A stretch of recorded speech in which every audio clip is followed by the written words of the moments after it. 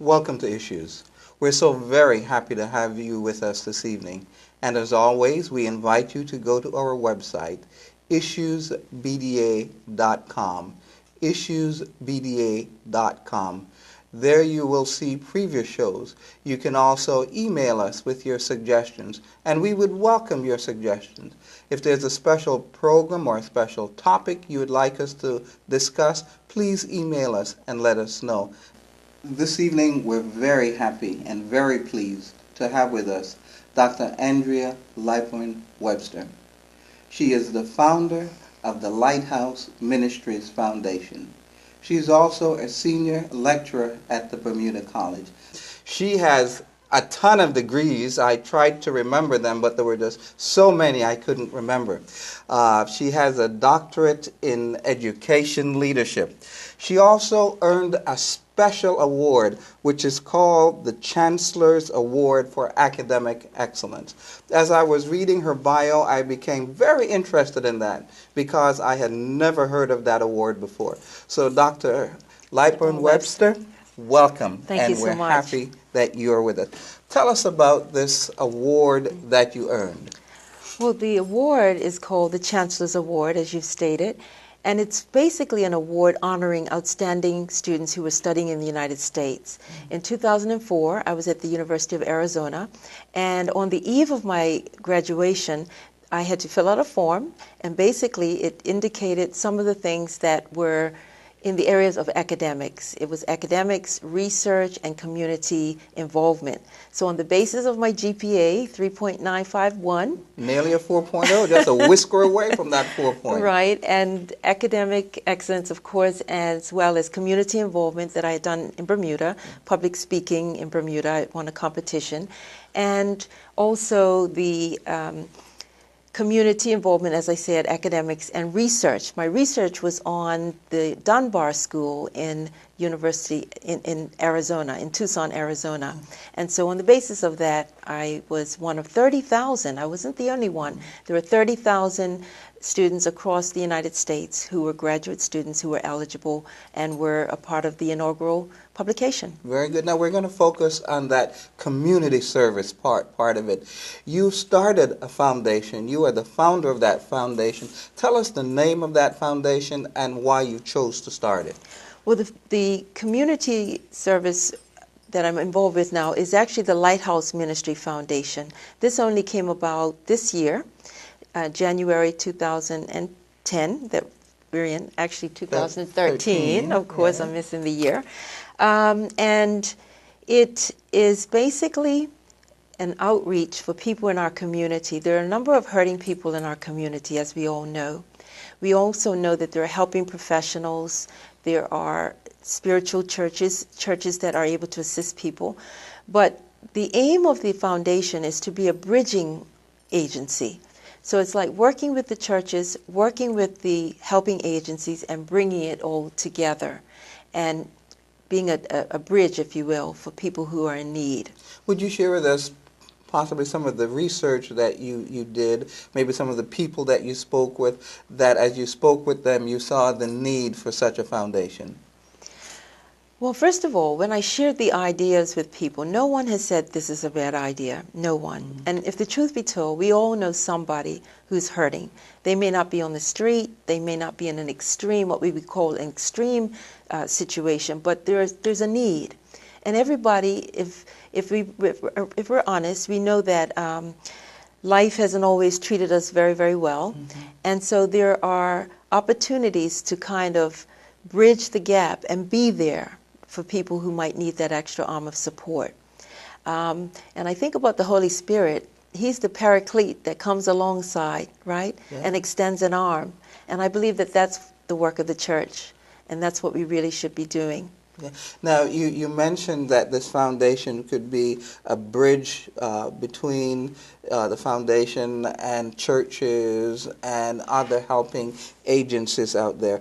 Explain to us just a little bit more when you say a bridge. How does it fill in that gap? Well, basically, it's connecting. It's networking.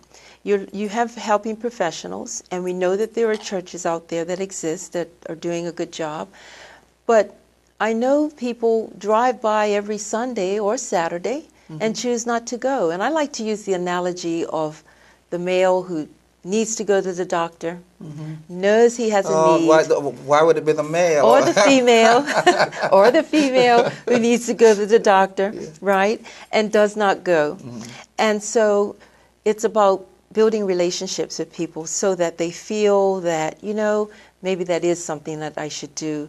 And so with the networking allows you to reach one, each one reach one.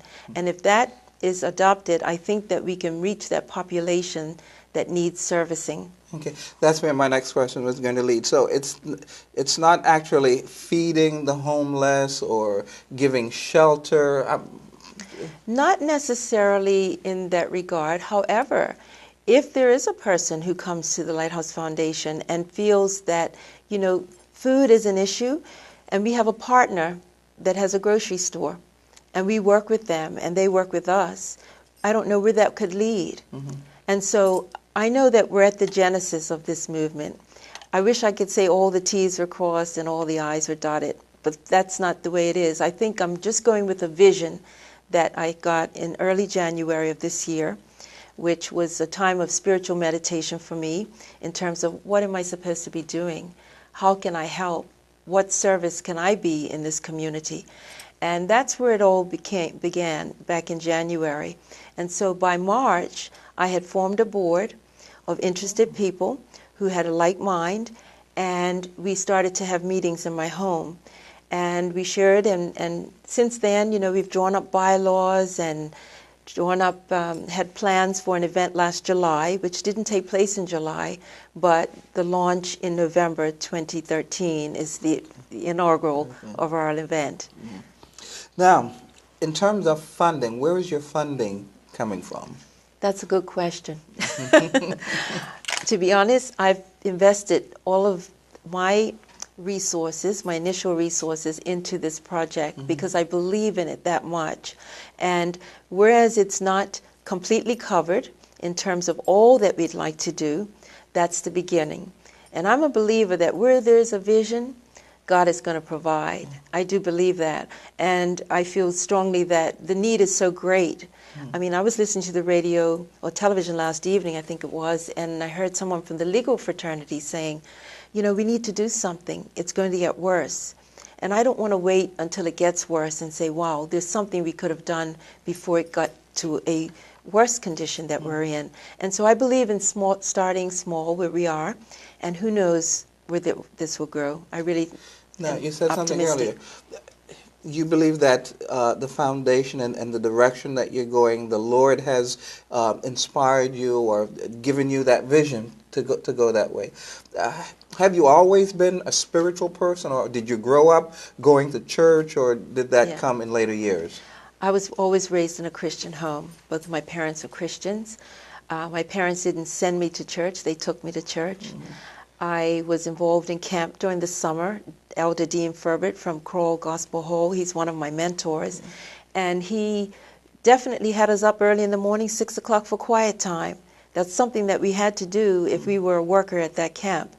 That's something that stuck with me. And to this day, that's what I do. I get in the morning and I do my quiet time every day. At least I aim to do it every day. I might miss maybe a day or two, but it's a discipline. It's a discipline. And so those kinds of foundational things have stuck with me over the years. Young people today, as you compare your upbringing with some of the young people today and what's happening in terms of gang and violence, do you think that one of the things that could possibly be missing is that spiritual foundation in the life of a young person? Absolutely, because it's foundational. I mean, we are spiritual beings whether we recognize it or not. We are body, soul, and spirit. And if we nurture the body and we nurture the soul and we forget the spirit, we're incomplete. And so all areas make up who we are as human beings. And if we neglect any of those areas, we're not complete, we're not whole. And so I do believe that the spiritual component is something that establishes the values. That's your template for life, your value system. And so without that, you're forced to find your value system somewhere else. Okay. Now, if someone wants to get in touch with you, wants to find out some more about the Lighthouse Foundation, how does that happen? We have a website, www.lighthouseministryfoundation.com. They can also email us at info@lighthouseministryfoundation.com. Right on the website, you can get that information, and then you can also send us an email, and we will respond. Okay. So let me just go over this one more time. Specifically, what services will the Lighthouse Foundation be offering? We are extending an arm of support. In a phrase, it's a support group. It's a support group for anyone who needs support, whether it's relational, whether it's jobs, whatever it's plaguing them, and they need someone. They may not feel comfortable sharing it in church. Right. They may not feel comfortable sharing it even in their family circles. But they know that these are issues that are plaguing them, and they need someone to come alongside them. And that's the ministry of the foundation.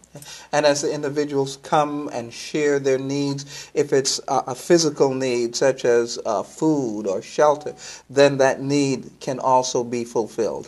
Certainly, we will be partnering to connect them. Okay. Remember, we're the bridge between what they need and what is available out there.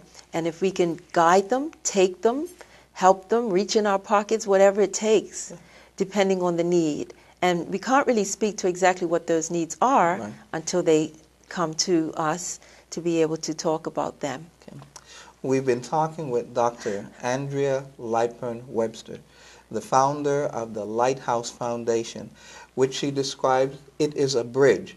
As individuals come to the foundation and share their needs, then there is an outreach in order to help fulfill the needs. She's someone that will build relationship with individuals as they come.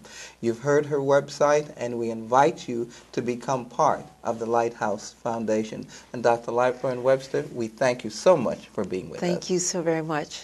Thank you.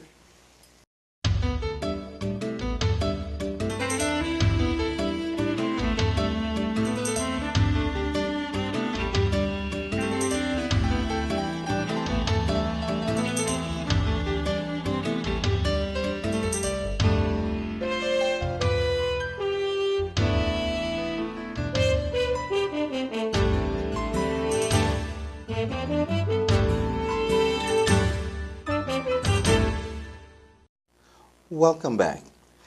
In our first section, we were talking with Dr. Andrea Lightbourne. Now we have with us Karen Dyer. Karen is a grief recovery specialist. As our first guest, Karen has a ton of academic degrees. She has a master's degree in counseling psychology and expressive art therapy. This evening we're going to talk to Karen about bereavement counseling. What is that all about? Who needs it? And is it really, really helpful? Karen, we're happy to have you with us this evening. Now, my first question, why would someone need bereavement counseling? Well, Richard, you know, we all deal with loss in different ways. Grief and loss affect everyone differently. People who adapt to change easily have usually less difficulty when it comes to adapting to the changes after a major loss. Bereavement counseling can help people who have more difficulties with change, people who perhaps have more rigid, fixed ideas about how they are and how the world should be. Also, it very much depends on the relationship that the person has had with the deceased.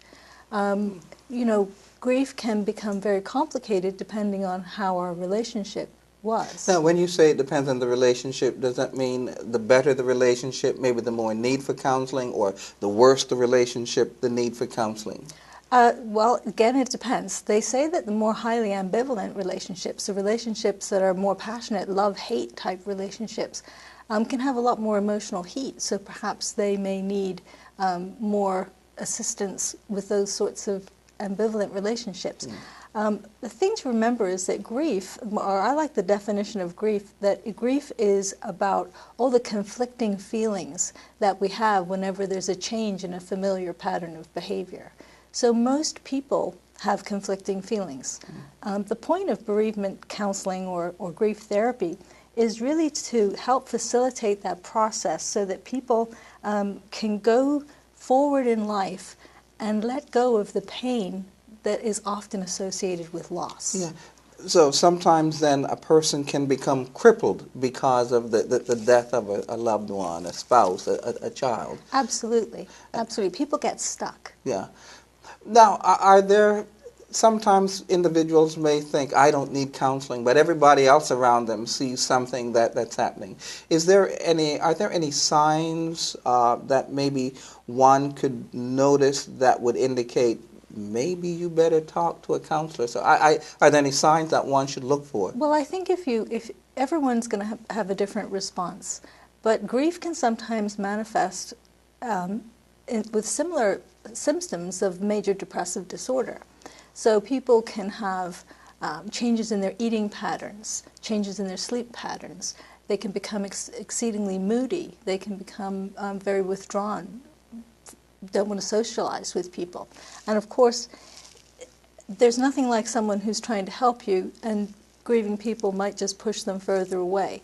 I think people have to be ready on their own terms, and society has a lot of myths about grief and loss. Society, the first thing that the first myths that I really hear a lot is people wanting to be strong for others. Yes. And we say to people, all be the time. strong. I hear that all the time. Yes. Now, be strong, why? What does that mean? What does it look like? We have a lot of cultural pressure to be strong for others and to hide our true feelings, because most people can't tolerate difficult feelings that are associated with loss. Most people can't tolerate anger, fear, loneliness. They can't tolerate sadness. One of the things we teach children when they're little is, oh, there, don't cry, don't cry. Big boys don't cry, dry your tears. And of course, I think the males in our society are even more impacted by this be strong for others and big boys don't cry message. We tolerate tears and a bit of histrionic behavior from women, but we really don't tolerate it from men. Mm-hmm. So men, they can express their grief in other ways, where they may not cry. But is it bad? Is it wrong if a man, the loss of his spouse, the loss of a parent, if he breaks down in tears, is that... No, I think that's really healthy. Okay. I think it's healthy to acknowledge our feelings and express our emotions. Mm-hmm. But are we allowed to? Yeah. So I think that's where counseling can be helpful, because it provides a forum, it provides a safe place for people to explore and express conflicting, difficult feelings that they may be too embarrassed or ashamed to admit that they even have. One of the things that happens when someone dies is, especially if someone has a long, protracted illness, there can be a sense of relief when the person dies. Yes. Many people come to me and they struggle with that guilt about how much they miss the loved one, but they just feel so much better that it's all over. A lot of people wouldn't feel comfortable speaking to someone else about that because they would be worried about the response or how people would perceive them. Mm-hmm. In a counseling situation, I often reassure people that that's okay to feel relief. Mm-hmm. And that's okay that, you can have feelings of euphoria after someone dies. And those feelings, that doesn't make sense, right? Yes. Euphoric? Yes. Yes. But sometimes so this is what I'm talking about, the conflict that comes up. So this is why some people find it helpful to do some bereavement counseling and do some grief work. Now, I don't know if there's an average length time, but in terms of bereavement counseling, if somebody's going through bereavement counseling for a year, is that too long? If they go through it for a week, is that too short? So how do you know? How do you as a counselor, or how does the person that come for bereavement counseling, how do they know when they have arrived that they don't need counseling anymore? That's a great question, Richard. And again, it's like the how long is a piece of string question. Mm-hmm. But one of the things that I do, I work with a grief recovery process, a grief recovery method. But that's based on the work of William Worden. A lot of that is based on a not a stage theory of grief so much as a tasks of mourning theory. So we like to think about having 4 tasks of mourning. So the first task, when you think about mourning, is accepting the reality of the loss. Now, I know that sounds crazy, because if a person has died, of course we're going to accept the reality of the loss. But so many people come to me and they say, Karen, I just can't believe it's real. I can't believe they've died. I still sit there at night and wait for them to walk through the door. And those are the sorts of things that make people think they're going crazy. So my job is to say, well, the good news is you're not going crazy, that this is a normal grief response. And the first part of our work together is to help you adjust and to accept the reality of your loss. Now, sometimes things like funerals are the best, they're rituals which help people realize that the person has died, and they can, kind of bring closure. Is that not so much closure, but this sort of, it helps us accept the reality of the loss. Yes. So if you let me ask this question then. Sometimes, a parent might, if it's a loved one might die, and there might be a 5 or 6 year old child, and the parent would say, well, I don't want that child to come to the funeral. Now, is something like that good, bad, indifferent, or does it make a difference? Well, it goes back to our cultural beliefs and our cultural myths about funerals and death, and why are we protecting children from a natural life experience? How we explain death to children is really important, because children, and especially little children, they think in concrete terms. Then they don't have the ability to think abstractly. So when you say to a child, God took Daddy to heaven, the little kid might be sitting there very worried that God's coming to take him soon. Or he'll say, well, why can Daddy not come back to meet with us today? Why can't he come to my birthday party? We have to be careful how we tell children about death, and I believe that we need to include children in this part of life. But we have to do it in a gentle, informed way, and we give them the information in a way that they can understand. So that's why some of my work is with families at Agape House before loved ones die, and sometimes I do get the opportunity to work with families who do have young children, so we can work together at the best way to explain this to young children. I know you're going through the 4 tasks, but let me ask this. Sometimes and just let me mention this for some of our viewers who might be watching. There's some viewers that believes that when somebody dies, they're just dead. They don't go anywhere, and that's for the viewers that have that belief. Now, sometimes can grief be delayed? Oh yes, yeah, absolutely. In cases where if you don't accept the reality of the loss, then the grief will be delayed. Because in cases where you may have a sudden death, an accident, say there's a plane crash. They can't. There are no people that you can't find the people. Right? They just find pieces of the plane. People can have fantasies. Maybe my loved one didn't get on the plane. Maybe they've run off to South America. Maybe they'll come back. 9/11 is a great example of that, where people in those towers, there were people that went missing. Some of them were found, some of them were never found. Some people still don't believe their families were in those towers. And another thing, Karen, sometimes some people who had a close relationship with the deceased, they're not seen shedding tears. And sometimes their friends would say, that person didn't cry. What's wrong with that person? They're so hard-hearted. Is something wrong if you don't cry? No, absolutely not. If you think about grief as a type of psychic energy or emotional energy, it can manifest in many ways. Now, crying is one way, and crying is a very common way for us to release that emotional energy. I do have some notes in here, so I'm going to have a quick look just to make sure that I'm on the right page. Here we go. It's about emotional. What we're talking about, tears do not equal emotional pain.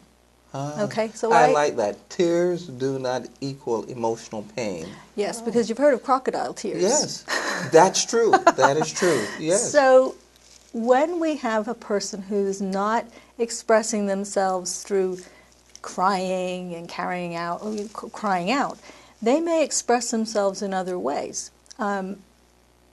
There are people who express themselves with what we call affective feelings, affect, which is feelings. 1 minute left. Oh my goodness, we can't just have 1 minute left. Okay, so some people, they may not cry, but they may be quite disorganized in themselves. They may be quite confused. They may be having feelings of obsessive thinking. They may have a spiritual awakening. They may have a lot of search for meaning. They may be asking questions about what's the point in living, what's the meaning of life. So we don't know, just because we don't see someone crying, we don't know the depths of their emotional pain. Karen, I very rarely have a guest on twice, but we've not even started to scratch We're not the even surface. on question 2. Would you be willing to come back another time? I'm going to have to come back. Definitely. Can you stand it? Oh, yes. What you're saying is very important. I've got some very good questions to ask you. And also, sometimes are there triggers that can set emotions off? My mother died about 5-6 years ago. And sometimes if I start talking about it, tears start coming. But we're going to follow up on that. We thank Karen Dyer for being with us, the bereavement counselor, and we're going to have her back. And we thank you for tuning in to Issues, and we hope that you join us next time.